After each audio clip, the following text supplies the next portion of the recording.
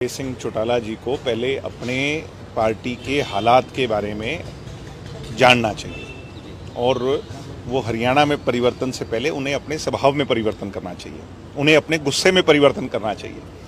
वो हर बात पे आग बबूला हो जाते हैं, फ्रस्ट्रेट हो जाते हैं और कभी कभी तो मुझे हैरानी होती है कि कांग्रेस से अलायंस करने की बहकी बहकी बातें करते हैं। कांग्रेस के नेताओं को एक तरफ गालियां देते हैं और दूसरी तरफ कांग्रेस से ही अलायंस की बात करते हैं।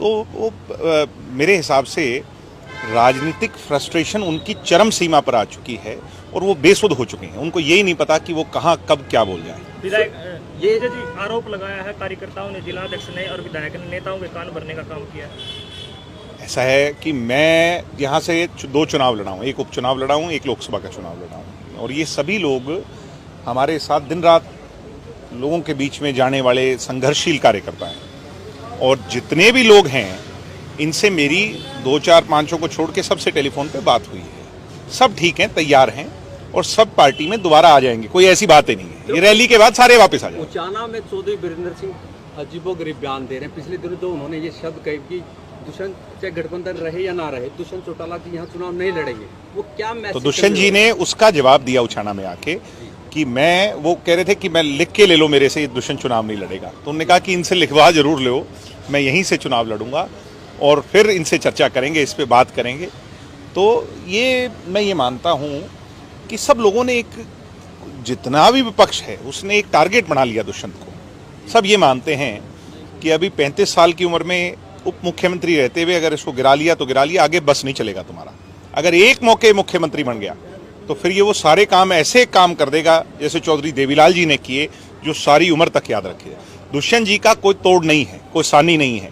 दुष्यंत जी से एक्सेप्टेबल 36 बिरादरी का कोई नेता नहीं है।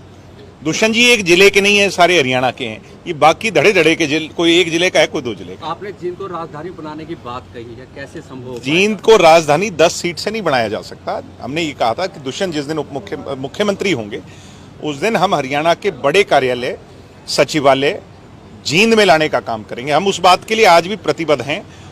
आप ये देखिए कि दुष्यंत जी के आने के बाद चाहे मेडिकल कॉलेज की बात हो, चाहे सड़कों के जाल की बात हो, आज चारों तरफ से रोड कनेक्टिविटी की बात हो, कितनी प्रोग्रेस इलाके के अंदर हुई है। जिन लोगों की आप बात कर रहे हैं बड़े बड़े पदों पर मंत्री रहे, ग्रामीण विकास मंत्रालय उनके पास रहा, कोई एक ईंट नहीं लगाई। दुष्यंत जी ने इतने काम किए, तो इसलिए निश्चित तौर पर जो अच्छे काम करता है उसके दुश्मन भी हो जाते हैं। पिछले दिनों एक उछाल आया था कि भाजपा जसपा गठबंधन टूटने जा रहा है। निर्दलीय विधायकों ने काफी बयानबाजी दी थी, लेकिन अब वो शांत हो गया कहीं ना कहीं।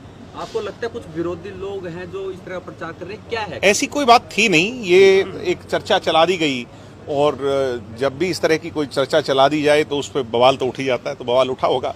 मगर ऐसी कोई बात नहीं थी क्योंकि काम अच्छा कर रहे हैं, दोनों लोग मिल करके कर रहे हैं। तो मेरे हिसाब